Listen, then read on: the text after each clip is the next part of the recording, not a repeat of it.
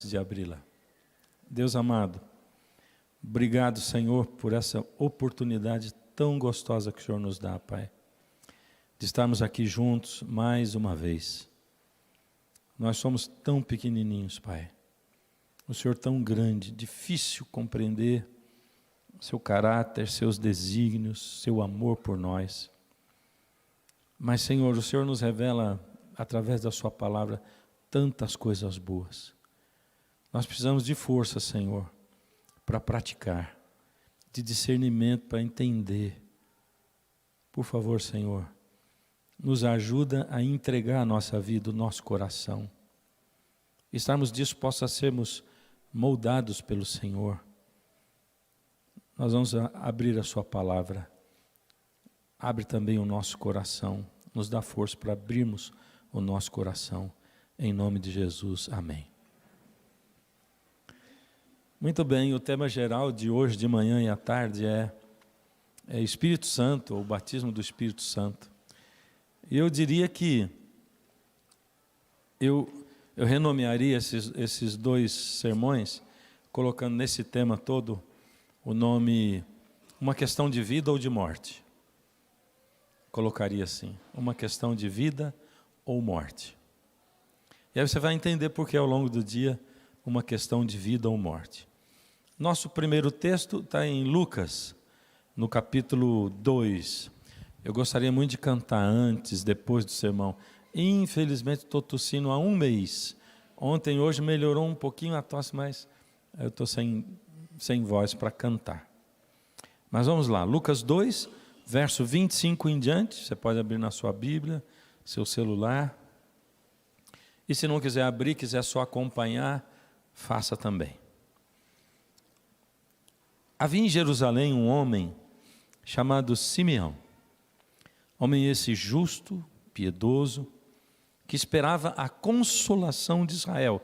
Eu vou parar um pouquinho aqui, só para a gente pensar o que era a consolação de Israel, e você vai ver daqui a pouquinho no próprio texto, que essa consolação de Israel que ele esperava, era a vinda do Messias, o aparecimento do Messias. E o Espírito Santo estava sobre ele. Revelara-lhe o Espírito que não passaria pela morte, antes de ver o Cristo do Senhor. Movido pelo Espírito, foi ao templo, e quando os pais trouxeram o menino Jesus, para fazer com ele o que a lei ordenava, isto é, apresentar o bebê, dedicar o bebê, o primogênito, Simeão o tomou nos braços e louvou a Deus, dizendo: agora, Senhor, podes despedir em paz o teu servo, segundo a tua palavra, porque os meus olhos já viram a tua salvação, a qual preparaste diante de todos os povos, luz para a revelação aos gentios e para a glória do povo de Israel.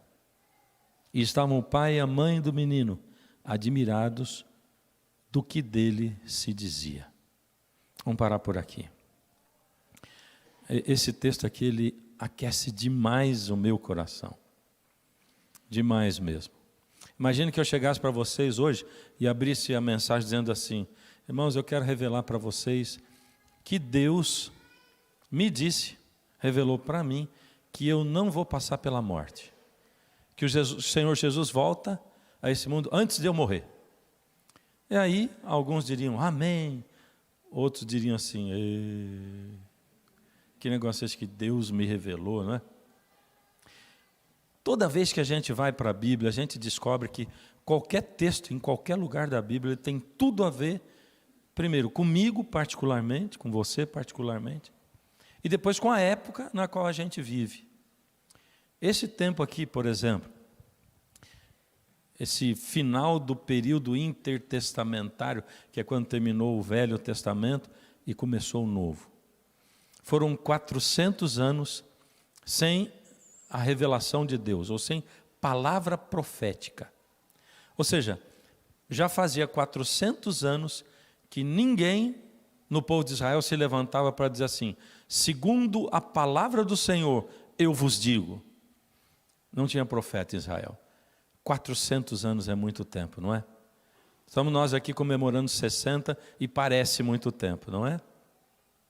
400 anos para um povo, sem a palavra de Deus, deixa a sensação de que Deus nem se comunica mais com o seu povo, que não existirá nunca mais palavra profética.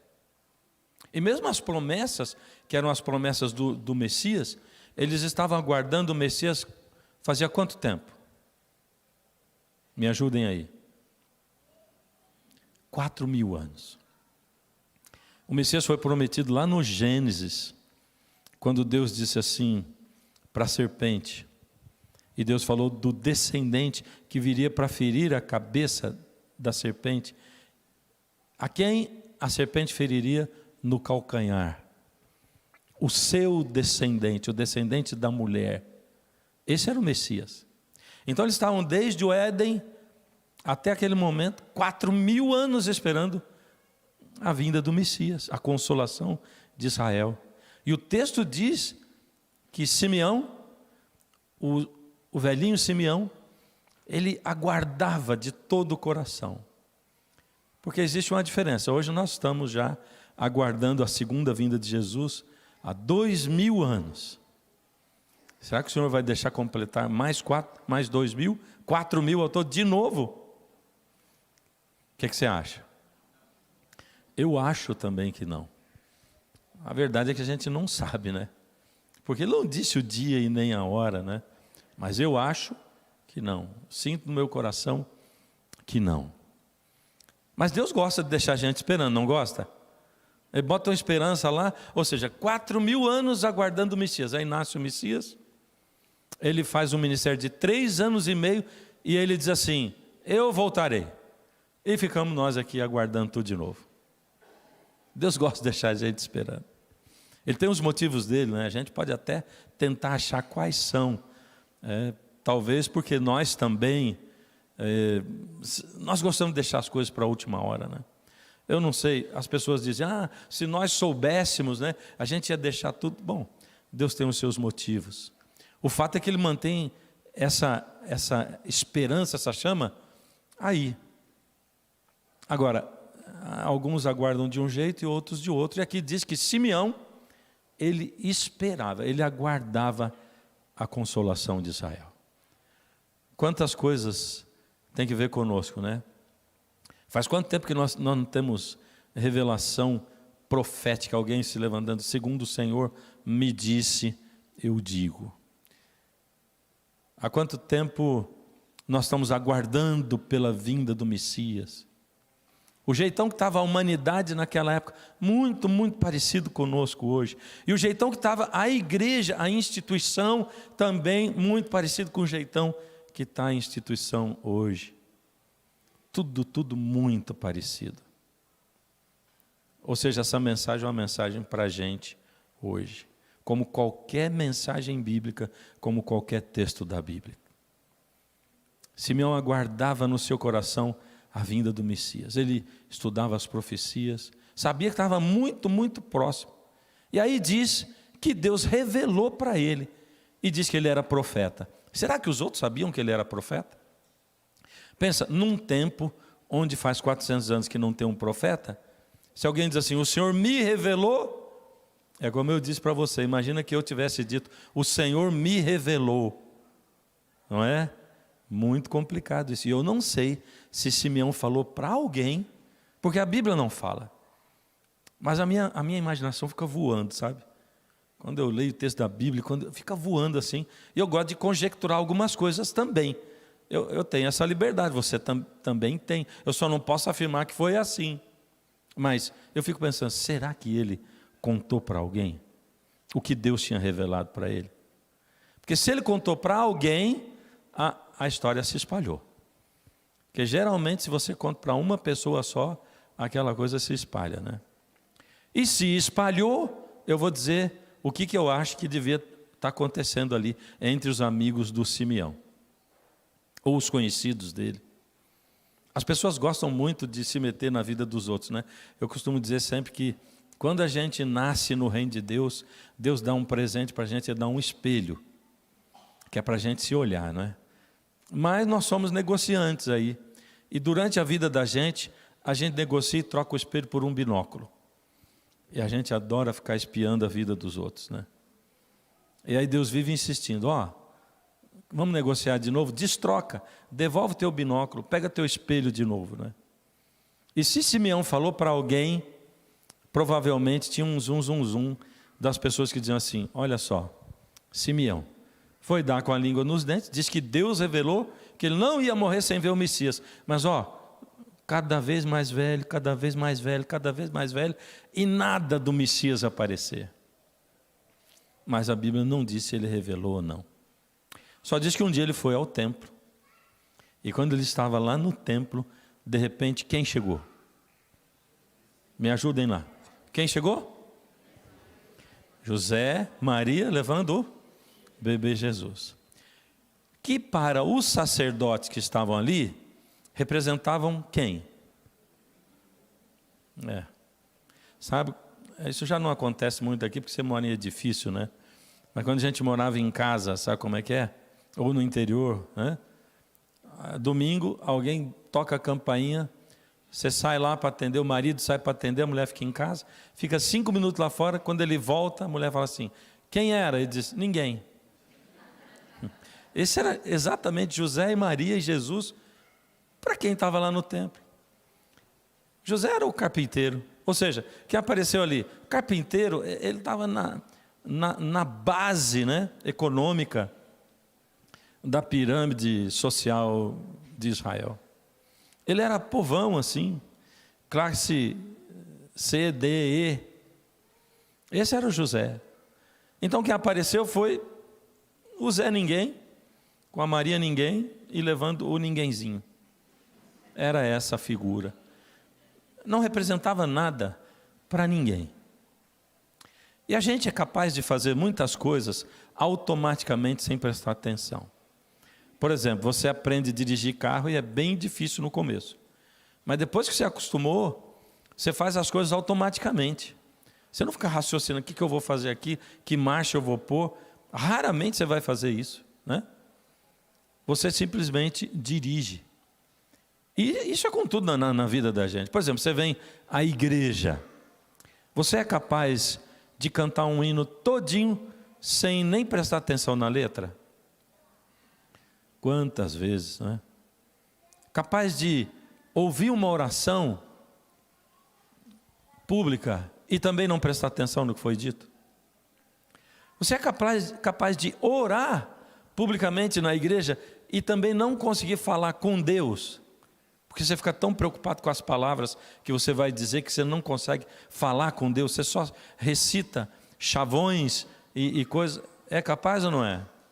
Sem dúvida, todos nós somos assim. E os sacerdotes no templo, eles também estavam acostumados com a lida do dia a dia.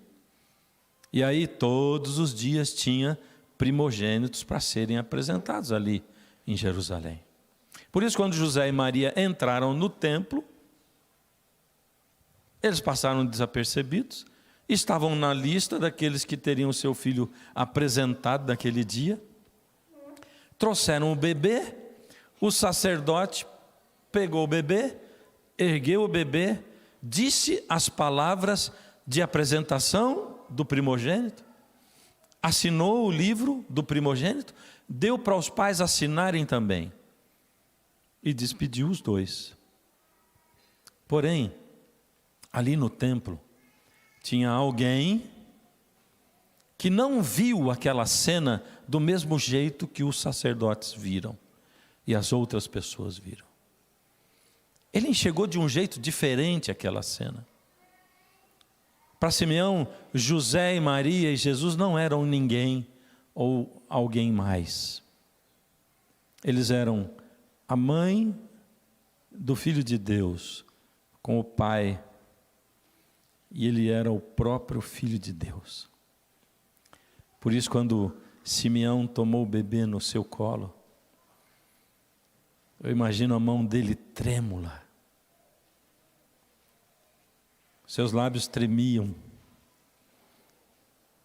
e ele pegou o bebê e ergueu, e ele disse: ah, meu Deus, agora sim o Senhor pode despedir em paz o teu servo, porque os meus olhos viram a consolação de Israel, a luz que vai brilhar para todos os povos. E o pai e a mãe ficaram admirados. Por que Simeão viu a cena de um jeito diferente que os outros que estavam ali? Por quê? O que tinha de diferente nele? O que fez com que ele visse aquela cena de um jeito diferente? Vou dizer para você que, para mim, esse foi o encontro de Jesus com um ser humano, onde se manifestou maior fé. Maior fé. Não teve nenhum outro encontro de um ser humano com Jesus, onde esse ser humano tenha manifestado mais fé do que o de Simeão. Sabe por quê? Porque os outros viram Jesus adulto, eles ouviram a pregação de Jesus, presenciaram um milagre, a expulsão de demônio, uma multiplicação de pães e de peixes, a ressurreição de um morto. Simeão não. Simeão tomou um bebezinho no colo. Mas ele sabia que aquele bebê era o Filho de Deus. Por que ele sabia? O que tinha diferente nele dos outros? O próprio texto responde para a gente. Você percebeu quando a gente leu aqui?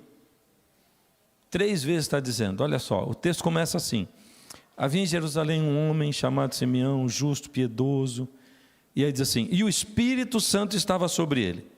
Verso 26, revelara-lhe o Espírito Santo, que não passaria pela morte sem antes ver o Cristo.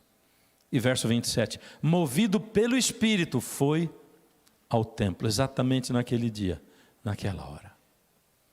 E a diferença da visão de Simeão, da mesma cena, era que ele era guiado pelo Espírito de Deus. É porque a gente costuma pensar assim, mas é que ele era profeta. Mas ele era profeta por quê? Ele nasceu profeta? O profeta era alguém que Deus fazia assim, aquele vai ser profeta, é isso? Ou o profeta era alguém que amava tanto a Deus e se aproximava tanto que Deus dizia, eu posso usar essa pessoa. Então o Espírito dirigia a vida de Simeão, o Espírito o guiava. E aí diz que ele era profeta, sim, mas eu não sei se as pessoas sabiam. Aliás, se ele tivesse contado para alguém, eu fico imaginando aqui que as pessoas diriam naquele momento assim, os que viram essa cena, ai meu Deus, o velhinho apelou agora. Imagina, passou tanto tempo, ficou tão velhinho, o Messias não aparece, pegou o primeiro neném, filho do Zé Ninguém com a Maria Ninguém, e disse, agora eu vi o Messias. Pensa bem, loucura completa. É por isso que às vezes as coisas de Deus, na maioria das vezes, parecem loucura aos olhos do ser humano. Mas o Espírito Santo havia revelado a Simeão. E é o Espírito Santo quem faz a gente enxergar que que nós não vivemos simplesmente num mundo 3D como o nosso, onde a gente vive, trabalha, se relaciona com pessoas, luta pela vida, onde a gente faz família e depois morre. O Espírito Santo faz a gente ver uma outra dimensão. Ele faz a gente enxergar que quando eu aceito a Jesus no meu coração, eu me torno filho de Deus. E que a partir daí, eu sou um recipiente de Deus, através do qual Deus ilumina o mundo, Deus salga ou tempera a terra e a vida das pessoas. Deus me faz enxergar que eu carrego dentro de mim, apesar de quem eu sou, alguma coisa que vai tocar a vida de um outro ser humano de um jeito diferente, que um ser humano simples não pode tocar, porque não sou eu quem toca, mas é o Espírito. Quão importante é ter o Espírito. Vamos lá, tem 2 textos aí em Romanos 8, 2 versos. Romanos 8. Quão importante é ter o Espírito, ser guiado pelo Espírito, ser batizado pelo Espírito. Romanos 8, verso 14, e aqui diz assim: pois todos os que são guiados pelo Espírito de Deus são filhos de... Ele está dizendo que todos os que são guiados pelo Espírito são filhos de Deus. Agora tem uma pergunta para você pensar. Será que ele está dizendo que quem não é guiado pelo Espírito, quem não é batizado pelo Espírito, não é filho de Deus? O que você acha? O fato dele dizer que quem é guiado pelo Espírito é filho de Deus, será que também ele está dizendo que quem não é guiado, ou quem não é batizado pelo Espírito, não é filho de Deus? E eu vou dizer para você, o primeiro sentimento nosso é não. Mas olha o que ele tinha dito no verso 9, aí do capítulo 8. Ele diz assim: vós, porém, não estáis na carne, mas no Espírito, se de fato o Espírito habita em vós. E se alguém não tem o Espírito de Cristo, esse tal não é dele. Aí você começa a sentir por que eu disse que é só o começo, não é? Isso aqui é uma questão de vida ou de morte. Ele está dizendo sim que quem não tem o Espírito não é filho de Deus. Aí deixa eu fazer uma pergunta para você. Quantos aqui são batizados na água? Levanta a mão. Que beleza. É importante ser batizado na água? É pouco, médio ou muito importante? Muito importante. Jesus diz assim: quem crê e for batizado será salvo. Eu não está dizendo que quem nunca ouviu falar de Jesus não vai ser salvo, mas está dizendo assim, ó, se você me conheceu, se você creu, eu não espero que você fique comigo a vida inteira, eu quero casar com você, e o casamento para mim é batismo. Quem crê e for batizado será salvo. A gente vai ser assim, uma só carne, como ele disse lá na videira, né? Eu em você, você em mim. Vamos estar assim, unidos, uma unidade indissolúvel. Vai ser isso. Agora, não é para levantar a mão agora. Quantos são batizados no Espírito? E o que você pensou? Pode saber que a maioria de nós, pelo menos, fica com dúvida e não consegue levantar a mão. Alguns pensam, pô, mas se eu não levantar agora vai ficar chato. Levanta meio mastro só. Outros têm certeza, né? E por que eu estou perguntando isso? É porque, pensa só, quão importante é ser batizado no Espírito? É pouco, médio ou é muito? E não é terrível que isso seja muito importante, mas que eu nem saiba se aconteceu comigo ou não, ou como aconteceu, quando aconteceu, se aconteceu. É muito triste, porque se aqui Paulo está dizendo assim que quem não tem o Espírito não é filho de Deus, Ele está dizendo assim, você pode estar na igreja, você pode parecer cristão, você pode se esforçar demais, você pode guardar mandamento, você pode fazer um monte de coisa, mas se não tem o Espírito, não é filho de Deus. E aí hoje à tarde, eu quero trocar uma ideia com vocês sobre quando a gente é batizado no Espírito Santo. Como? Por quanto tempo isso dura? É para a vida toda? Para o resto da vida ou não? Já vou adiantar para você que lá em 1 Tessalonicenses 5,19 diz assim, não apagueis o Espírito. Ele pode ser apagado. Não extingais o Espírito, outras traduções. Então está dizendo, peraí, você recebeu sim, quando? Mas ele está aí ainda. Como é que funciona isso? Como é que eu recebo? O que eu preciso fazer para receber o Espírito Santo? Quando é que eu recebo? Eu vou dizer para você, se esse assunto é muito importante. Então, no mínimo, o que eu gostaria de plantar em você hoje aqui é uma tremenda pulga atrás da sua orelha. Uma preocupação, um desconforto, um incômodo em relação a esse assunto. Vamos dizer, não um desconforto, não um incômodo. Uma fome, melhor assim. Uma sede em relação a esse assunto. Para a gente entender isso aqui, eu gosto de me reportar a Ezequiel 37. Vamos lá? Ezequiel 37. Olha só quão importante é ter o Espírito Santo. Ezequiel 37 é um texto muito conhecido, né? Porque é a profecia do vale, é a visão do vale dos ossos secos. E eu amo esse texto. Eu fico imaginando esse texto aqui em 3D, não é? Num cenário meio escuro assim.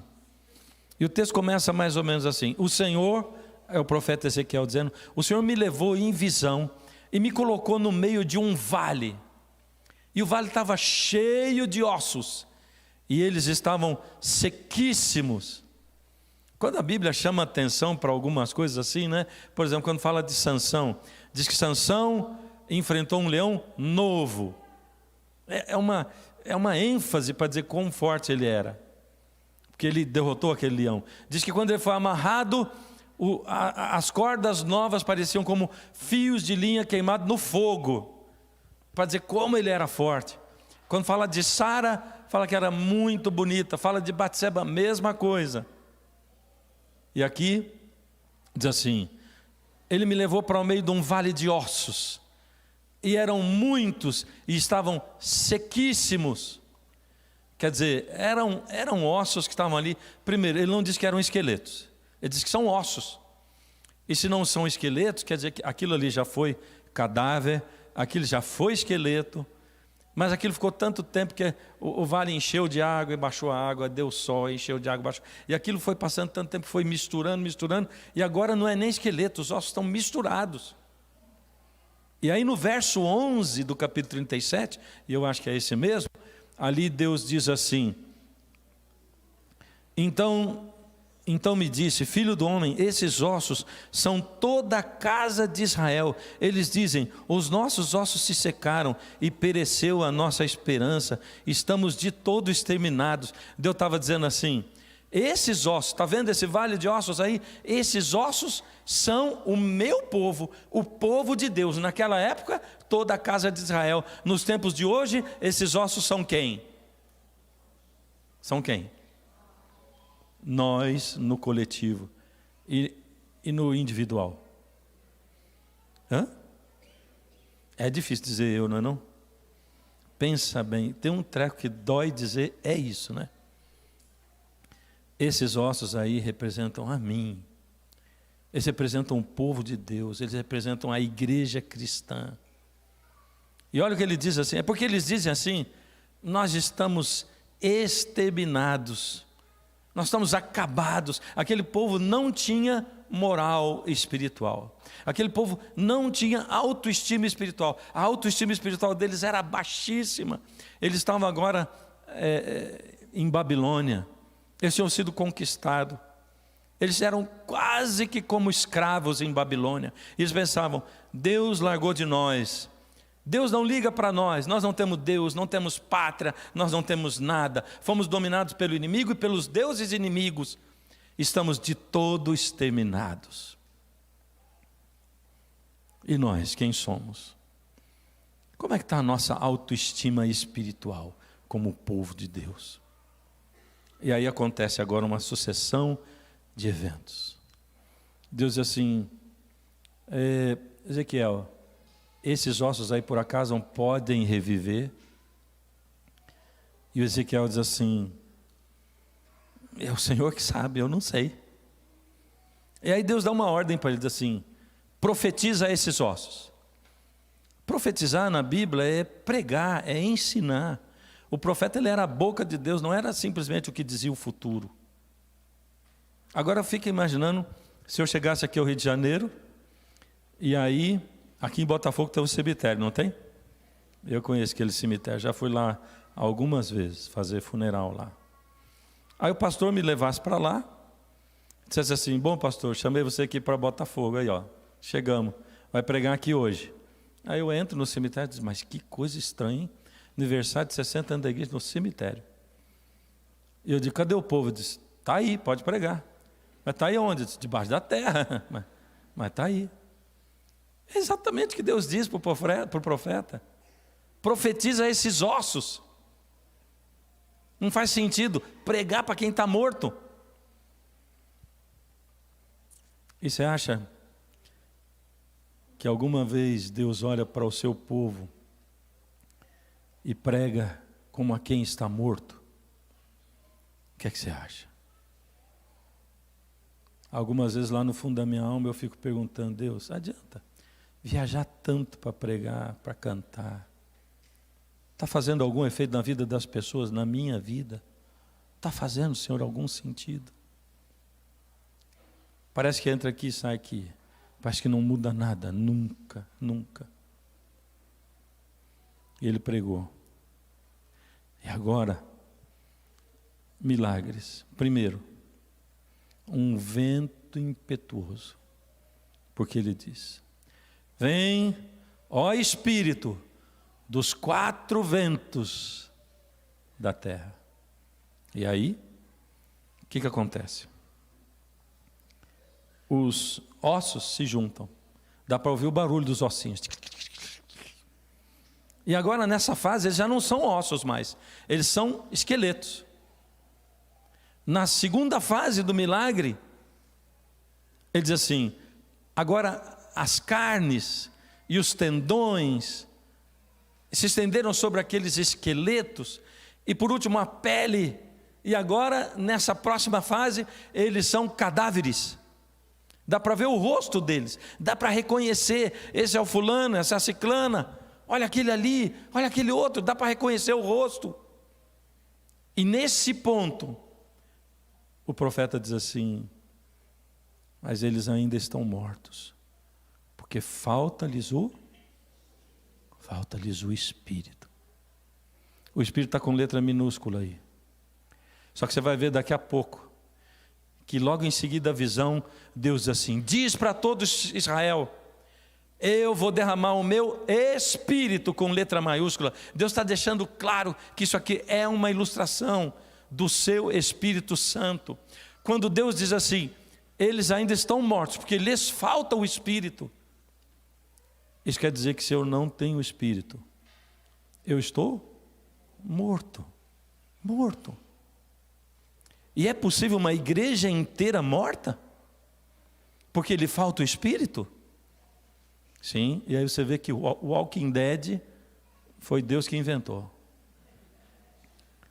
Porque uma igreja inteira de morto-vivo, pensa bem, quem quer participar de uma igreja de morto-vivo? Ah, vamos lá na minha igreja? Aí chega aqui, são os Walking Dead, a igreja Walking Dead. Só morto-vivo. A gente diz que é, a gente até parece que é, mas não é de fato. Esse é o problema de Laodiceia. E a gente vai encontrar todo o paralelo ali com Laodiceia. A última geração de cristãos da face da terra. Laodiceia tem um problemão. Ela acha que está bem, mas ela está muito mal. Laodiceia tem um espelho mentiroso. Quando ela olha, lá na casa do meu sogro tem um espelho, eu amo aquele espelho. Sabe porque ele emagrece a gente. Apesar de gostar de ver, eu sei que aquilo é uma mentira danada. Esse é o espelho de Laodiceia. Assim, rico sou e de nada tenho falta. Que tristeza, Laodiceia, você não sabe que você é pobre, cego, miserável e nu. E lá no fim diz assim, quem tem ouvidos ouça, é surda também. Mortos espiritualmente. Só tem uma coisa que pode fazer a gente viver, é o Espírito. O Espírito é o fôlego que faz a gente respirar. O Espírito é o que dá sentido a todo o cristianismo. O Espírito é o que dá sentido à nossa fé, porque Ele torna o nosso Deus, não o Deus do Abraão, do Isaac e do Jacó, mas Ele torna Deus o Deus do Fernando, o Deus de cada um de nós, hoje, não lá naquele tempo, mas hoje. É o Espírito que me guia, Ele que me leva, Ele está dirigindo a minha vida, mesmo quando todas as coisas parecem que estão indo errado. Mas como é que vai errado para alguém que entregou a vida para Jesus? Pode não estar acontecendo do jeito que você planejou, mas errado não está. Mas eu orei, por que está acontecendo isso? É uma boa pergunta, né? Por que o Espírito está me levando assim? E aí a gente encontra o último texto que eu quero citar. Jesus conversando com Nicodemos. Lembra desse encontro? Jesus e Nicodemos. Nicodemos era um tremendo teólogo. Entendia de Bíblia, entendia de profecia, entendia de tudo. Ele estava abalado pela presença de Jesus, porque ele conhecia as profecias. Ele foi o único dos religiosos que teve o coração chacoalhado e que quis ter um encontro com Jesus.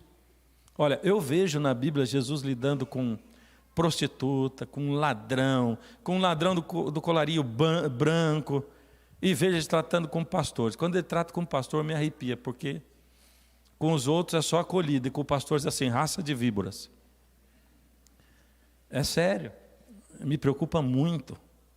Diz que eu faço parte de uma classe de pessoas que tem muita dificuldade de ser sincero e de se salvar. E eu não estou falando isso aqui para você pensar, puxa, ainda bem que existe ele no meio dessa corja. Não. Eu estou incluído no meio de todos nós. Aí Jesus encontra com Nicodemos. Nicodemos vem cheio de pompa, tipo assim, Senhor, eu sou grande aqui, mas eu estou me humilhando para vir encontrar o Senhor. Não é isso? Tu és mestre em Israel, esbanjando seu conhecimento. E de repente, Jesus, como eu digo, Jesus vai com 2 pés no peito, assim. É interessante, né? Porque Jesus era um amor em pessoa. Mas muitas vezes ele vai direto ao assunto e diz assim, Nicodemos, esse Nicodemos que está aí, desse aí não sobra nada. Tem que morrer e tem que nascer de novo. E tem que nascer da água e do Espírito. E aí Nicodemos leva um susto e fica muito contrariado e muito chateado mesmo. E ele é sarcástico com Jesus. Diz assim, mas Senhor, como é que eu, sendo velho, vou voltar para a barriga da minha mãe e eu vou nascer de novo? Aí Jesus diz assim, Nicodemos, você não está entendendo. Você está falando de uma coisa e eu estou falando de outra. Você está falando de nascimento carnal. Nascimento carnal, realmente você nasceu da barriga da tua mãe, e todo mundo que existe nesse mundo nasceu de nascimento carnal.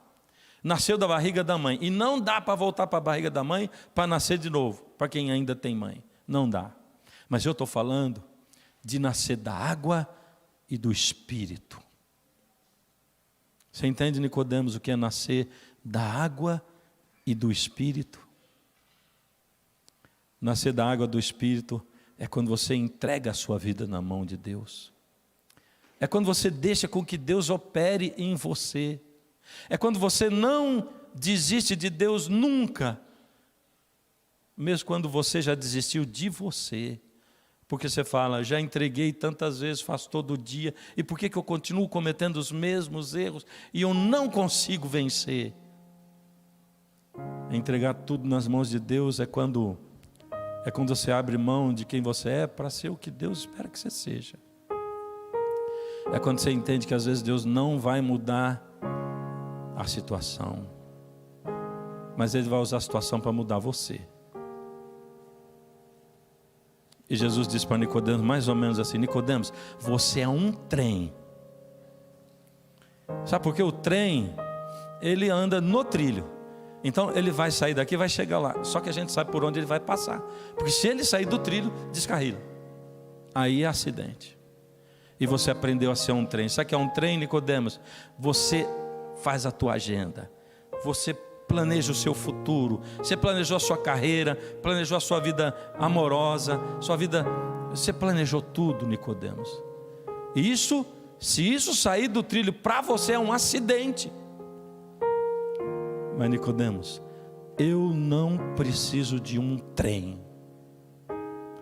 Eu preciso de um barco à vela. E você tem que transformar esse trem em barco à vela, Nicodemos. Que o barco à vela, ele sai daqui e ele chega lá. Mas ninguém sabe por onde ele vai passar.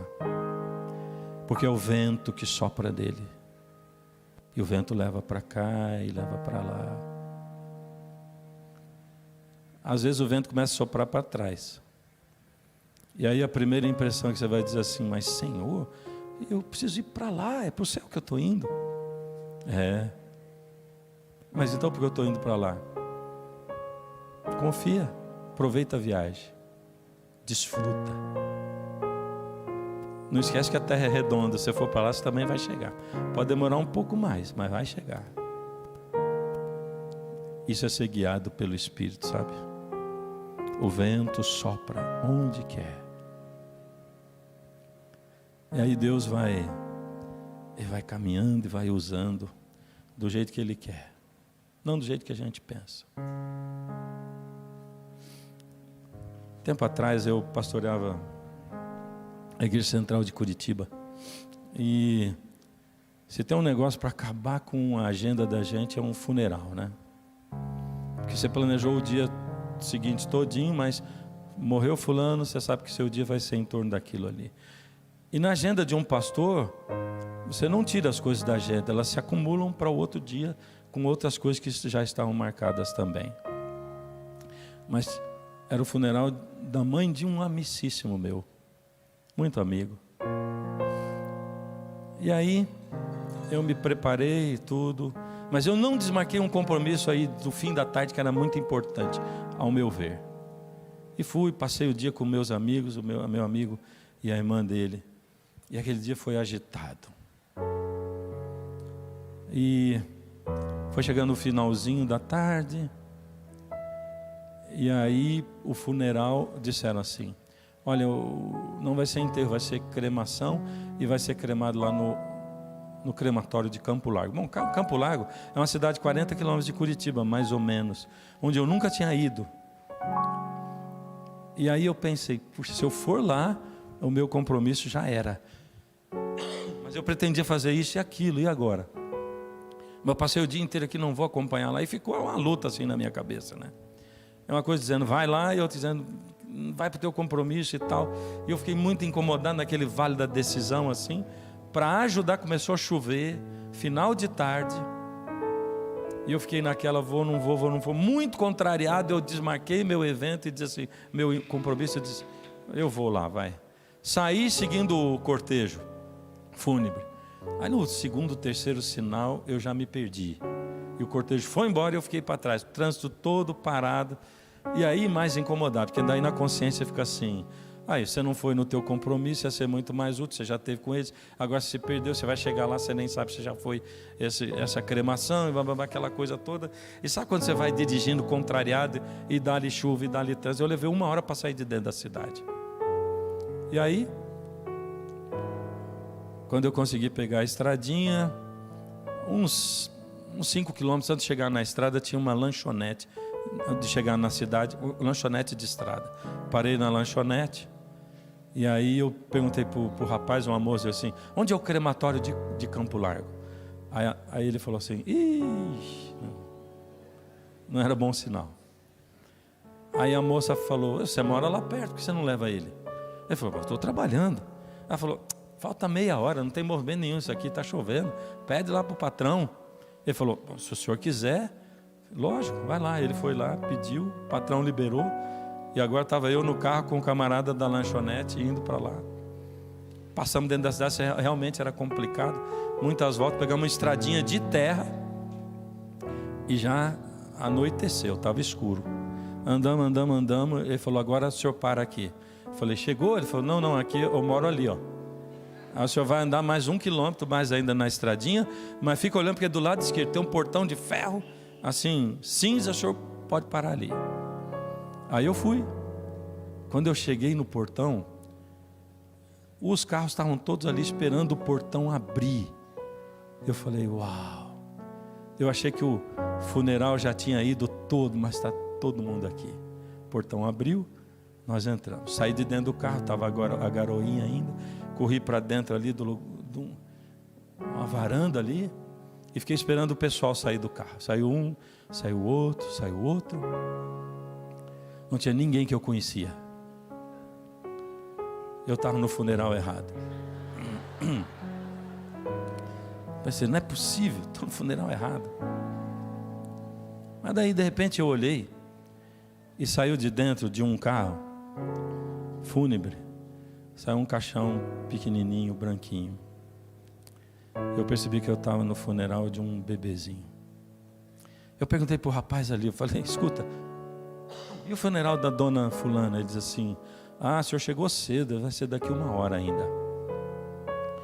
É que as pessoas do meu funeral não tinham chegado ainda, eu cheguei antes delas. Aí eu olhei para aquele caixão. Aí pensei que eu tinha chegado 1 hora antes. E quando eu vi, procurei quem era o pai e a mãe, uma moça nova com capuz, chorando, o rapaz também, os dois estavam abraçadinhos. E na hora me veio um texto da Bíblia na cabeça, sabe? Veio assim, e Jesus olhando para aquela multidão, se compadeceu deles, porque eles eram como ovelhas que não têm pastor. Entendi. Fui lá no casalzinho e disse assim, escuta, vocês têm algum padre, algum pastor, alguém que vai abrir a Bíblia para falar para vocês e orar com vocês? A gente não tem. Vocês aceitam que eu seja o pastor de vocês? Eu sou um pastor da Igreja Adventista do 7º dia. E Deus me mandou aqui para ser o seu pastor hoje. A gente aceita. E tudo aquilo tomou sentido naquela hora, sabe como é que é? Porque Deus tinha planos que eu não tinha. Ele tinha uma agenda que não era a minha agenda. E demorou demais para eu enxergar que Ele estava me preparando para aquela coisa. Acabou aquele funeral, começou a chegar o pessoal do outro funeral. Fui lá despedir do meu amigo e da minha amiga e fui embora.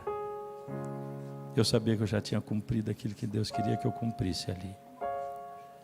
Mas quantas e quantas vezes eu não percebo, a gente não percebe. Quantas e quantas vezes Deus quer tocar a vida de pessoas de uma maneira especial, mas a gente passa rápido por elas, ou preocupado demais, ansioso demais, e a gente não enxerga que lá dentro daquele corpo tem um coração ansioso para receber um afago da mão de Deus, para ser aquecido pela chama do Espírito que ainda arde dentro do coração da gente. Por isso que todo aquele que é guiado pelo Espírito é filho de Deus. É por isso que quando o Espírito está aqui dentro, a gente se transforma num exército sobremaneira poderoso, como dizia Ezequiel 37. Você e eu não somos menos que isso. não fomos criados para ser menos que isso. Você e eu não fomos chamados para ser menos que isso. Você e eu não fomos informados por Deus do plano da redenção para ser menos que isso. E você e eu não fomos chamados por Deus para pregar de uma outra maneira, a não ser no poder do Espírito. Aquele poder que faz com que a gente seja. Porque o mundo quer ouvir o que a gente prega. O mundo quer só ver o que a gente é. Ser. Mesmo com os nossos defeitos, sabe? Mesmo com eles. E hoje o Senhor nos reuniu aqui mais uma vez, nessa igreja, para dizer: filho, filha, eu tenho um plano para você. Aceita?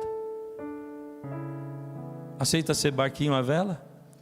As coisas com certeza não vão acontecer como você planejou.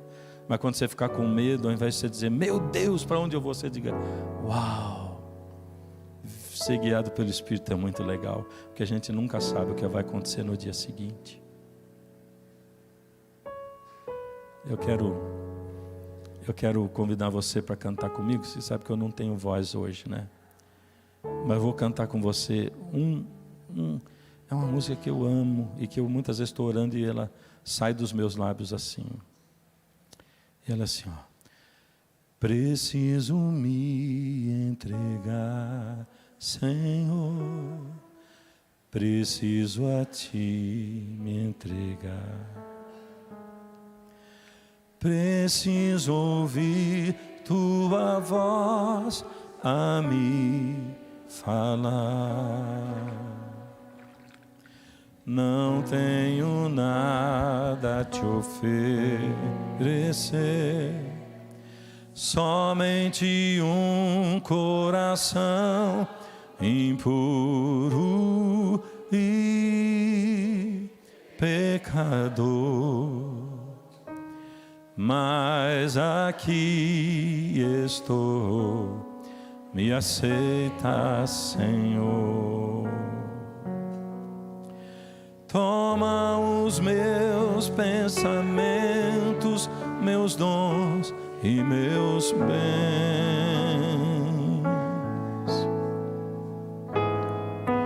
Toma o meu coração e tudo que ele tem. Renova, Senhor, meu viver.